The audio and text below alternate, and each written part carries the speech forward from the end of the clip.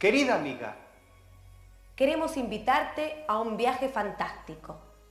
a un viaje a la aventura de descubrir lugares e historias por la Argentina y el mundo.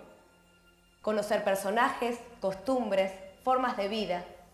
Explorar el pasado, entender el presente, imaginar el futuro. Un viaje hacia el conocimiento. Y hacia nuevos horizontes.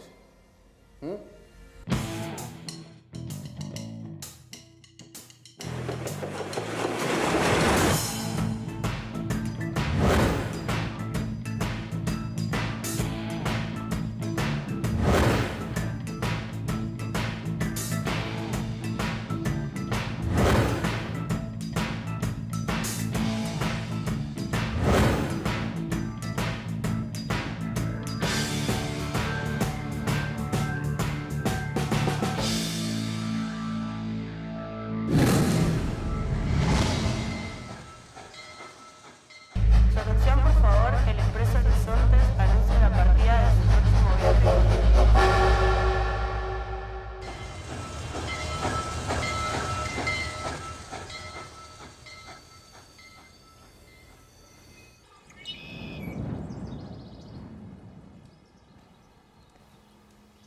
¿Qué pasó acá?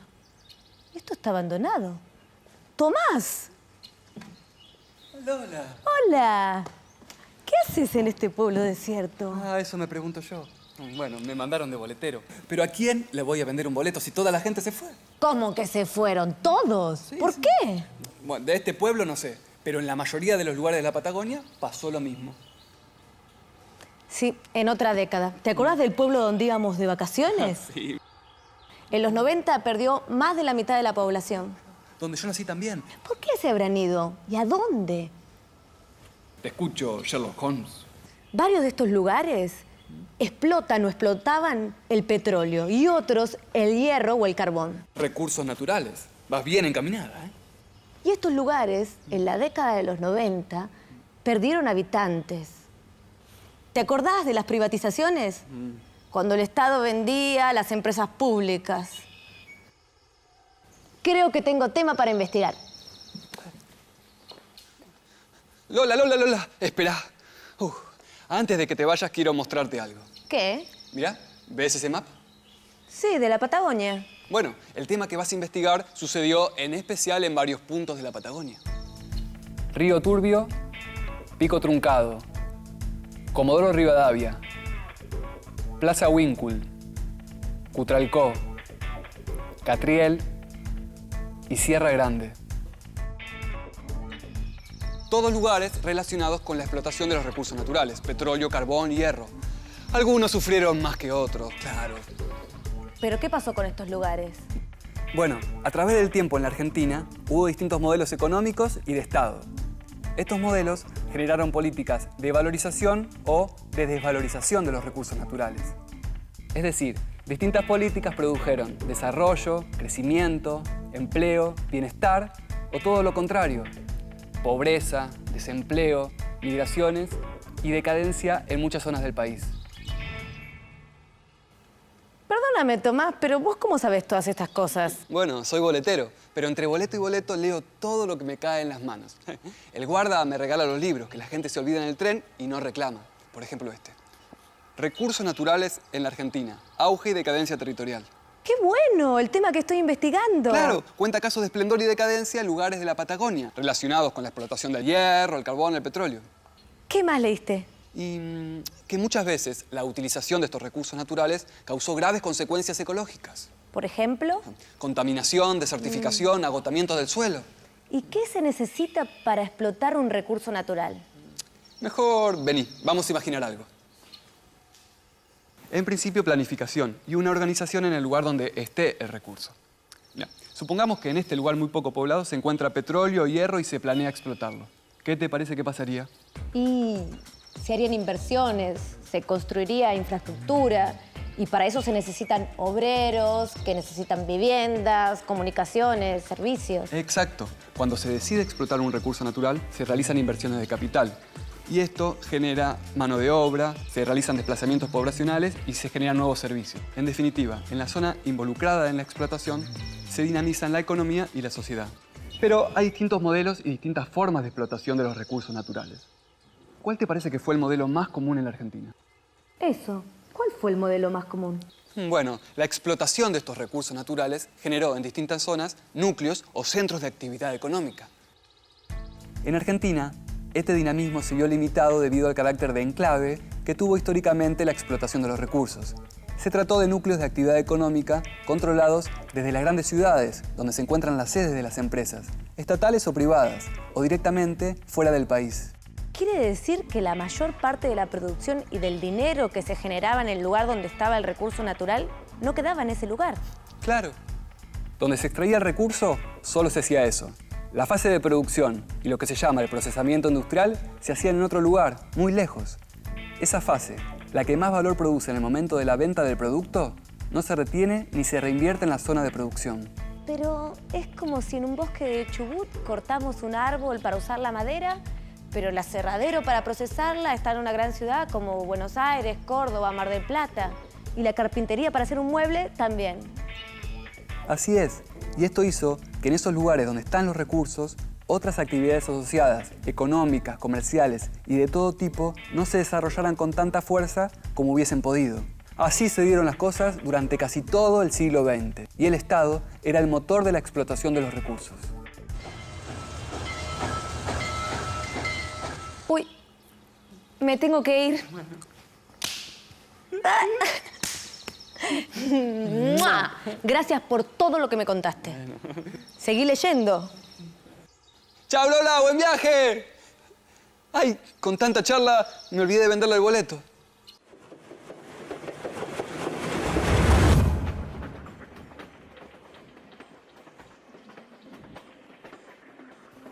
Lola, bienvenida. Alberto, qué bueno verte acá. Me encanta este vagón museo. Muchas gracias. ¿Está buscando algo? Sí, pero no creo que lo tenga. ¿Qué es? Las pertenencias del Estado antes de 1990. Ya está. En el 89 el Estado era dueño de muchas cosas. Comunicaciones, a través de Entel. Agua, obras sanitarias, electricidad. No da corriente, ¿no? ¿Tiene zapatilla de goma? Sí. Agarre. Petróleo, ferrocarriles, gas. Y en el 95, por ejemplo, ¿qué le quedaba al Estado? En el 95, mucho no. Acá encontramos algo. Una caja chica. No se la puedo abrir porque también la privatizamos. Entonces, en los 90 se vendió todo. Todo fue privatizado. ¿Y qué pasó con la gente que trabajaba en las empresas estatales cuando se vendieron? Se despidió toda esa gente. Según las empresas, entre un 35 y un 84% se perdieron los puestos laborales. Entonces, le devuelvo todo esto. No quiero que digan que saqué el Estado. Boletos. Roberto, ¿le puedo hacer una pregunta? Sí. Vi varios carteles de YPF, pero también vi otros con una sigla parecida. ¿Puede ser YCF? Claro, eran las empresas estatales que tradicionalmente explotaban el petróleo y el carbón. YPF, Yacimientos Petrolíferos Fiscales. YCF, Yacimientos Carboníferos Fiscales. Muy bien, tiene un Claro. 10. Roberto, Sí. le quiero hacer otra pregunta. Sí. Venga, siéntese. Usted debe conocer a muchos de los pasajeros, ¿no? Muchos, muchísimos. ¿Y no habrá alguien que haya trabajado en YPF o que tenga algún pariente? Alguien que haya trabajado Sí. en YPF que tenga algún pariente. Ya está, no busque más. Tiene uno frente a sus ojos. ¿Usted? ¿Sí? ¿Y por qué ahora es guarda? Es una historia muy larga. Estas son del comienzo. En esta yo era muy chiquitito. Bueno, y en estas otras yo todavía no había nacido. Cuénteme más, Roberto. YPF fue explorando para buscar petróleo. Y con esa exploración, y después la extracción y el transporte, fue colonizando zonas alejadas muy poco habitadas. En esos lugares fue construyendo sus instalaciones y con ellas fueron creciendo pueblos y ciudades. Fíjate en el mapa. Cutralcó y Plaza Huíncula en Neuquén, Catriel en Río Negro, Comodoro Rivadavia en Chubut y Pico Truncado en Santa Cruz. En todos esos lugares, la fuente principal de trabajo era la extracción de petróleo. ¿Y cómo era la vida en aquellos tiempos de YPF? Todo giraba en torno a la empresa. Los que trabajábamos en YPF teníamos garantizado el empleo y después la jubilación. Y la empresa cumplía una función social, o el Estado, a través de la empresa. Pagaba buenos salarios, daba servicios gratis, controlaba el hospital público y daba coberturas de salud, vivienda. Mirá esas casitas. Con mis viejos vivimos 20 años en una de estas. Y todo tenía que ver con la actividad del petróleo y con la empresa. Los equipos de fútbol, los clubes, el cine del pueblo. Todos estos pueblos fueron creciendo en el medio de la nada. Quiero decir, en zonas desérticas. Sí, al principio no habrá sido fácil vivir. Pero YPF forestaba, urbanizaba y si era necesario construía cañerías para traer agua desde otro lugar.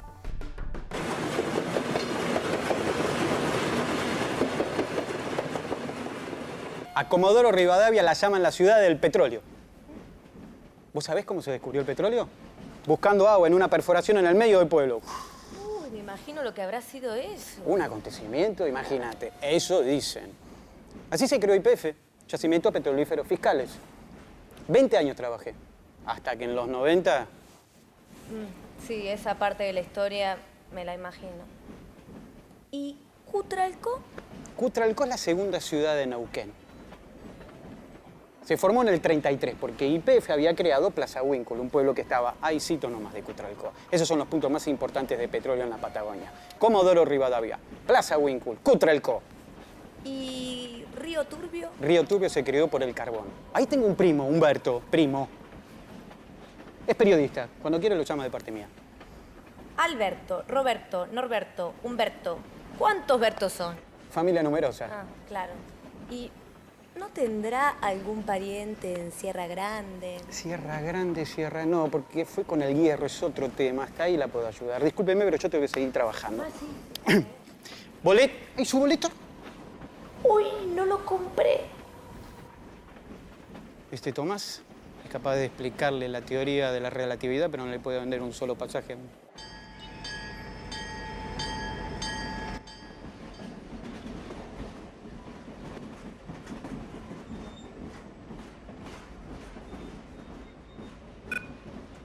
Sierra Grande. Veamos. Sierra Grande está ubicada en el sureste de la provincia de Río Negro. En 1969, con la creación de la empresa del IPASAM, la ciudad de Sierra Grande empezó a crecer aceleradamente. IPASAM llegó a ser la mina de hierro más grande de Latinoamérica y su apogeo fue acompañado por la localidad.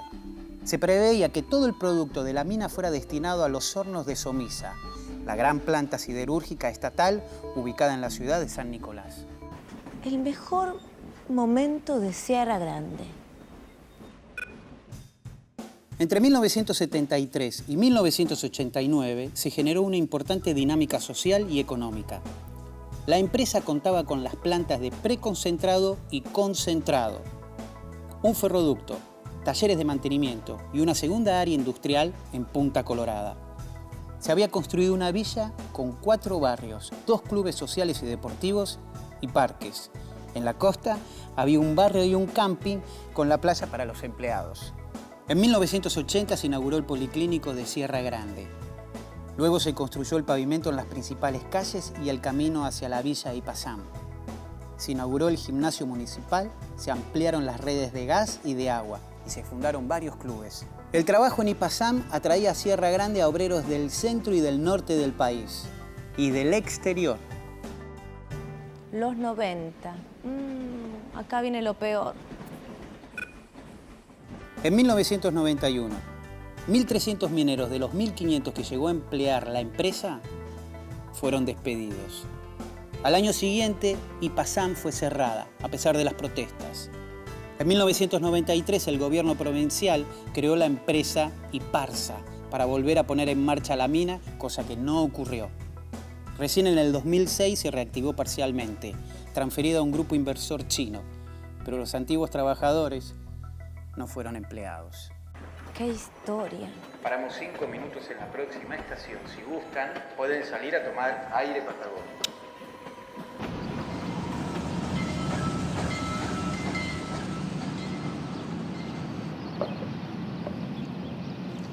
Ay, me dio.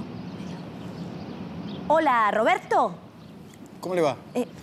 Digo, Roberto. ¿Cómo le va? Digo, Norberto. Humberto. Lola, ¿no? Roberto me habló de vos, sí, me contó de lo que estás investigando. ¿Querés saber sobre el caso del carbón en Río Turbio? Sí, cuénteme. 1, 2. Mira, yo tengo muchas fotografías que te podrían servir. Algunas son históricas.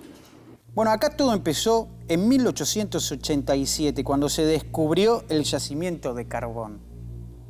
Pero la explotación a gran escala comenzó a partir de 1940. Resulta que con la Guerra Mundial no se podía importar carbón de Inglaterra, entonces empezó el gran desarrollo de Río Turbio. Al principio, la extracción estaba a cargo de una dirección que dependía de YPF. Después la organizó la Empresa Nacional de Energía y en 1958 se creó ICF, con sede acá, en Río Turbio. ¿Y cómo fue creciendo la ciudad? Desordenadamente. Porque al principio era apenas un conjunto de carpas y casitas construidas por los obreros que llegaban para trabajar en la mina. Recién en 1949, con el primer galpón para alojar a los obreros, se fundó Villa Minera Río Turbio en terrenos más adecuados. Después se instaló la primera usina, una red eléctrica, llegó el agua potable, la red cloacal, el teléfono. En 1958, con la creación de ICF, nace 28 de noviembre, una localidad perfectamente diseñada por la empresa para que los obreros tuvieran un lugar donde instalarse. Pero la historia cambia totalmente en los 90 con las privatizaciones. Ese es el principio del fin. ¡Hola! ¡Hola! El fin de la comunicación. ¿Qué pasó? Hola. ¿Qué pasó? Hola, Humberto. Se cortó. Bueno, no es tan grave. Como no encuentro un sociólogo o un historiador en este pueblo, no sé qué voy a hacer. En este pueblo quizás no va a encontrar ninguno, pero en el tren... Tienes razón, Roberto. Gracias. No. ¡Mua! Y ojalá haya un cardiólogo, porque siento un cosquilleo.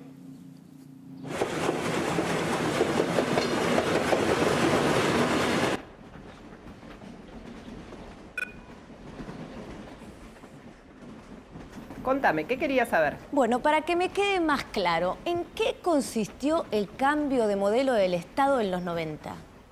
Mira, el Estado en los 90 cambió la orientación de su intervención en la economía y en otras esferas de la vida social.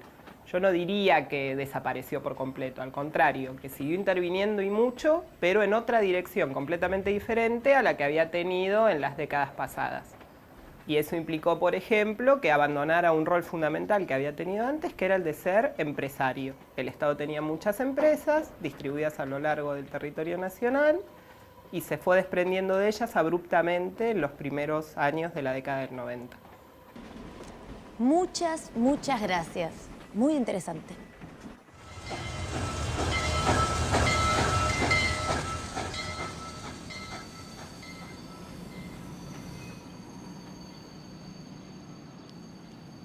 Collares. Perdón, Collares. No quiero interrumpir su cuenta. Collares. No es una cuenta, es una calculadora histórica. ¿Tan vieja es? No, al contrario. Le digo histórica porque me da estadísticas y cifras de la historia del tema que estoy investigando. Mire. En 1997, después de la privatización de YPF, en Cutralcó el desempleo era del 35%. 5.000 familias quedaron sin ingresos. En Sierra Grande alcanzó el 50% y se mantuvo alrededor del 35% por muchos años. Antes del cierre de la mina había 16.000 pobladores y en el 2006 unos 6.000. Es decir, que alrededor de 10.000 personas abandonaron la ciudad. O sea, ¿me habrá contado a mí porque yo fui uno de los que se fue? Sí, claro. Entonces le puedo hacer una pregunta. Sí, pregunte. La gente en estos lugares, cuando quedó despedida, ¿pudo encontrar otra ocupación? La verdad, que fue muy difícil. Me imagino. Porque además de perder el trabajo, lo que perdía uno era la casa y la obra social que pertenecían a las empresas. ¿Y las indemnizaciones? Algunas personas de YPF, por ejemplo, armaron boliches. Unos pusieron unos kioscos, otros agencias de remises. Lo que no había era plata, así que la pobreza creció y muchísimo. ¿Y en las ciudades más grandes? En Neuquén, por ejemplo, se armaron pequeñas empresas cooperativas que prestaban servicio a las empresas privatizadas. Y si no se apura, va a perder el tren. Creo que tengo tiempo para hacer algo más.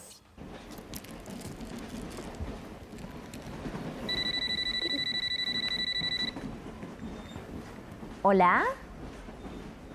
Roberto, digo Norberto. Humberto. Sigo, porque no me gusta quedarme en la mitad de las historias.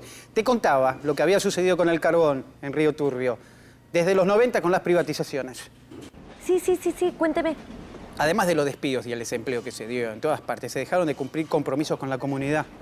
Pero lo peor, se descuidó la seguridad de las minas. Hubo muchos accidentes, el más grave en el 2004. Sí, una tragedia. Me acuerdo lo que decían los diarios.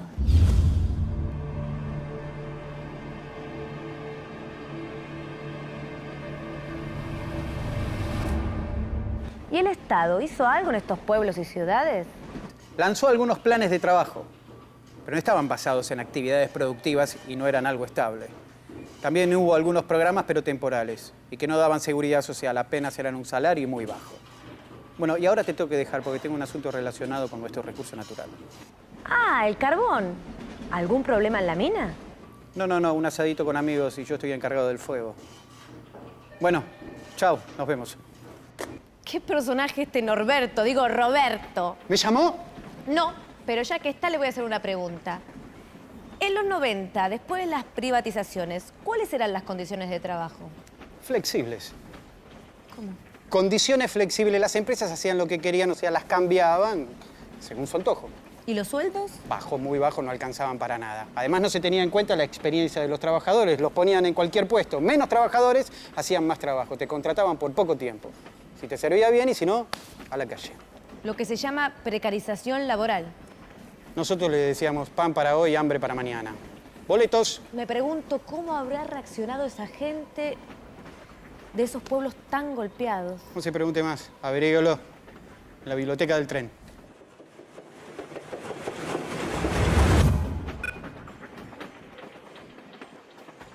En la Patagonia la gente se movilizó, se produjo el primer piquete en el año 96 en Cutralcó, en la Ruta Nacional 22.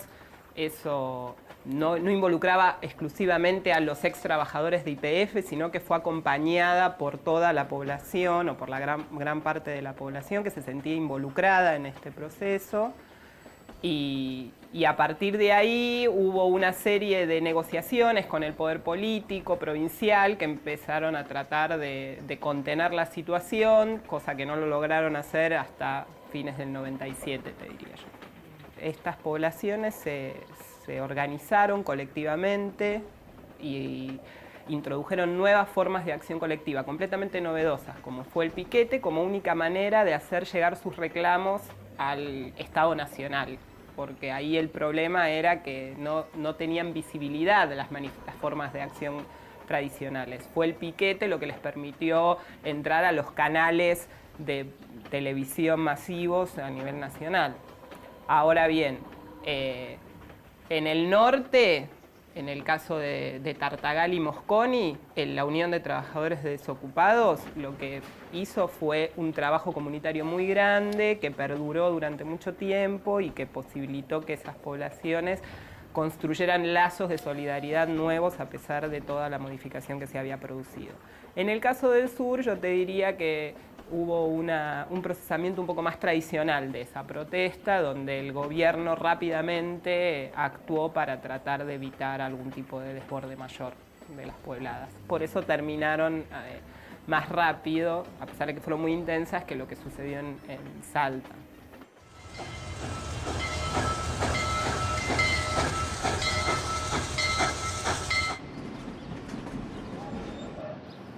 Estación Repaso. Un buen lugar para repasar todo lo que aprendí en este viaje. Durante gran parte del siglo XX, con la explotación de los recursos naturales en manos del Estado, se produjo este dinamismo y crecimiento, aunque limitado por el envío de la mayoría de la producción a otros destinos, para su consumo o procesamiento industrial. Esto implicaba que gran parte de los beneficios no quedaran en la región. En la década de 1990, con el cambio del modelo de Estado, se decidió la privatización de muchos de los históricos emprendimientos, como YPF y yacimientos carboníferos fiscales. Otros fueron cerrados, como Ipazán. Las empresas privadas despidieron a miles de trabajadores y continuaron la explotación con moderna tecnología y personal reducido.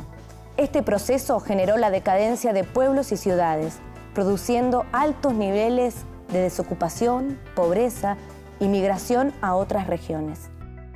¿Qué tal, Alberto? Lola, mento, pero estamos cerrando. Ay, no, por favor, un ratito más, un ratito.